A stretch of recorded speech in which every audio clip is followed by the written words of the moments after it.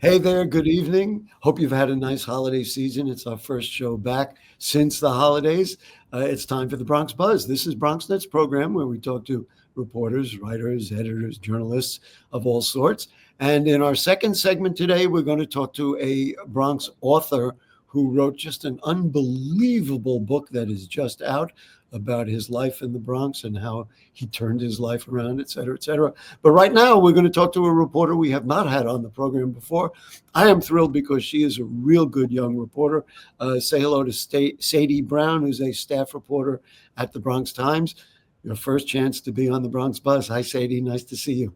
Hi, Gary. Thank you so much for inviting me. So, as I told you beforehand, I've been thrilled with what I read that you write in the Bronx Times because it gives if it gives me what I need to know, then you're doing a good job. But a little bit about your background. Have you always been interested in journalism? Did you say, "Gee, one day I want to be a journalist," or did it just show up one day? A little bit about what got you going. So, no, actually, I worked in the service industry. I worked in restaurants for, Sorry for laughing. Yeah, go ahead. I'm sorry. I worked in restaurants for like a decade or more. Wow. And then it was around 2016, and I just wanted to do something that I felt like made a difference. And I'd always been sort of a news nerd. I grew up as like an NPR kid, and I loved writing. So I went with journalism. Wow. I You started en- small you niches for me. you enrolled then. Now, did you study journalism in college? Yes, so I went to the University of North Texas for undergrad, and I was Mm. in their Mayborn School of Journalism. And then I moved here in 2021 to attend the Craig Newmark Graduate School of Journalism, which Wow. And so, where did you grow up? Did you grow up down there in Texas? I did. I grew up in Dallas. Wow, in Dallas, Texas. Wow. I had no idea. Well, I love getting your perspective then. So, what was it that, aside from the fact that maybe there was an available job at the Bronx Times, but what was it and what is it that compels you about working and living here in New York City as opposed to Dallas, Texas? Well, so I specifically moved here because the Craig Newmark Journalism School is so amazing, and Right. it's like an accelerated program. It's really affordable, and CUNY always ranks like incredibly highly on social mobility indexes. So it's like a lot more bang for your buck. So I moved here for the program, and I started working for CNN right out of school. And There's that social mobility that you just listen. I'm a Lehman College graduate, so you don't have to sell me on CUNY. Absolutely. Yeah. And so I got a job at CNN right out of school, but I was doing production work, and I really, really missed writing and reporting and being like on the Wow. ground. And so I left CNN and started pursuing jobs back in print media, and Right. I've been incredibly And happy. here you are. And last question before we talk about some of the specifics of things that you've written about. What about covering the Bronx? It's amazing, right? It's like undiscovered territory. I've been doing this 30 years, and we still didn't get our arms around it. There's so much news going on in the Bronx, and I feel like specifically this year when I came on, it just the future of the Bronx is really, really exciting. And just to see how the communities are leading the way in like creating a borough and a place that they have ownership of and that they Wow. love. Uh, this is good that we're virtual because otherwise I would reach across the table and give you a hug for saying that. No, really, really, that is what you're saying is what we all know. Those of us who've lived here all this time is that there's so much here, and nobody knows about it. Nobody talks about it. Nobody knows what we do.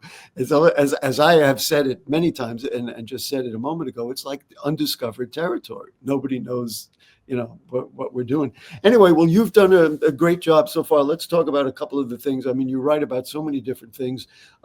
You did a piece on the city of Yes, noting that seven Bronx council members supported it. We know that council member Eric Dinowitz was one who did not support it. What's your impression of, I guess, number one, why they went for it when so many, traditionally, so many council members in the Bronx would oppose overdevelopment? We've had big issues with zonings in the past. Why do you think that it carried the day in the borough of the Bronx? I think that the support in the Bronx sort of has a little bit less to do with the Bronx and more to do with the other communities, the other neighborhoods that are not really shouldering their burden in terms of developing housing. Ah, The Bronx has, I mean, Salamanca's district just completely blows every other district out of the water when it comes to building housing and specifically affordable housing. But there are other districts. I know, like one in South Brooklyn, I think it's Susan Schwang's district, hasn't created has made I don't know 10 new units or something in the past year. And so the upzoning of the entire city would make it easier for development to come in and build in those areas where people have been very resistant to development, if that makes sense. What it makes an incredible sense, and I'm sorry I wasn't on the camera at that moment, because the minute you said that, my jaw dropped. I'd never heard that. So, and just judging the Bronx, we know what it takes to build housing. We had the Jerome Avenue rezoning, and Borough President Gibson at the time, with Councilmember Cabrera, fought like crazy to make sure that we got infrastructure, make sure we got schools. So that is fascinating that you think that they did it because it means others will have to follow what we know as to be our lead. That is, boy, you are a great reporter. That blew my mind. That is an incredible perspective that I had not heard. Did you hear that from council members as you interviewed them and reviewed this very complex project? I mean, yes. I think that a lot of what I've heard specifically from council members about the city of Yes is that it's not perfect.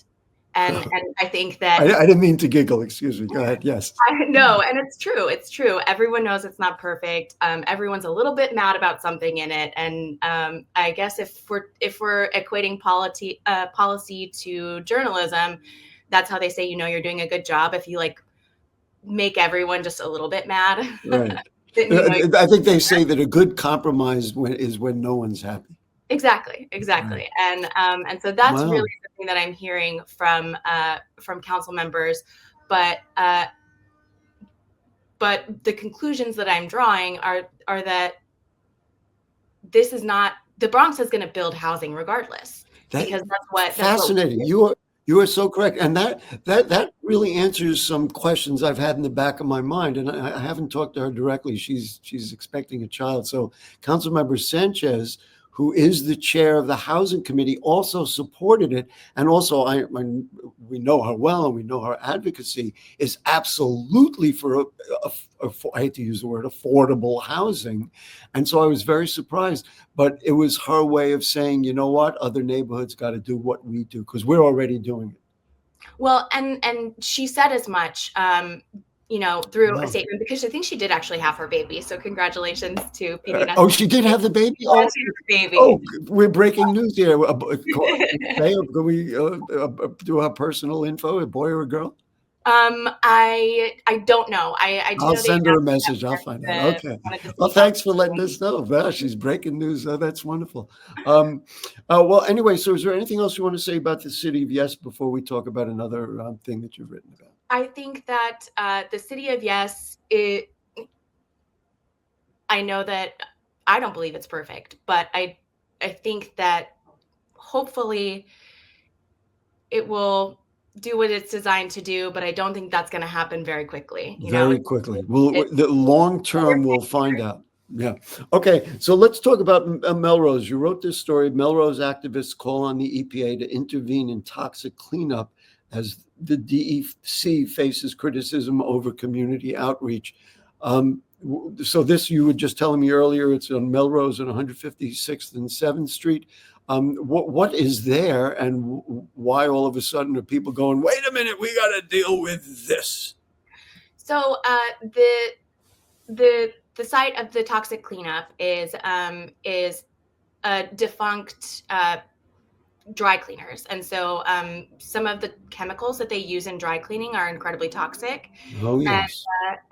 yeah, and actually, weirdly, they're a lot better today than they were like hundreds of years ago. Mhm. Apparently, they used to use like But kerosene. listen, the plastics, and of course, you walk into literally, and I'm not, listen, you can smell my shirt has been through that, and my ties have all been through it. Um, and so that left a residue, and it's been there for a long time. Yes. So I think the first time that the state sort of like classified it was in 2013. And before, it Wow. goes through a classification system of saying, identifying the site, saying this is a toxic site and it's Eh, this serious and there's this potential for exposure to the community and we have to clean Right. it up. They still have to go through like years Yeah, of testing and it's and one thing. research. I just want to move it ahead before we run out of time. It's one thing to identify it. It's another thing to get the DEC to clean it up. And listen, people of the Bronx have been through this, not only in Melrose, all over the borough. So this is absolutely fascinating. Are they now in the process of cleaning up, or is it still going to take some advocacy of Bronx people to bang on the door and shake the tree and make something happen? Well, so from what I can tell, the DEC was never not in the process of cleaning it up, but they're required by law to engage with the community and inform the community about their risk, inform the community about what they're doing to remediate the situation. And simply because these processes take a long time, um, the periods that went in between their communications with the community, it was something like it was close to a decade, I think, and Wow. so during that time, people move. You get new representatives. You get, Of course, of course. it's And you got changed. to keep starting again.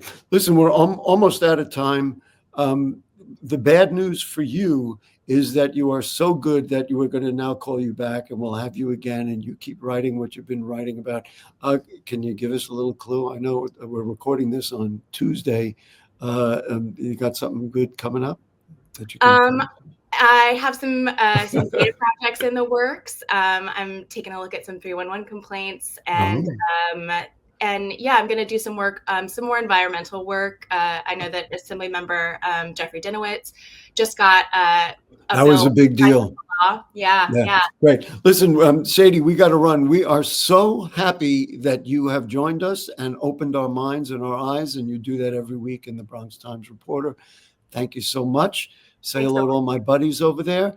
And as I said, yeah, we'll get you back. There's no question about it. I know Anderson, when Anderson, who's our producer, listens to all the interviews we do, I'm sure he's saying to himself, oh, she's really good. Take care. Happy New Year, and we'll Happy see you New around Year. town. Okay, we're Thank going you. to take a short break. And then, as I said, a really, really fascinating author is going to be with us. Don't go away.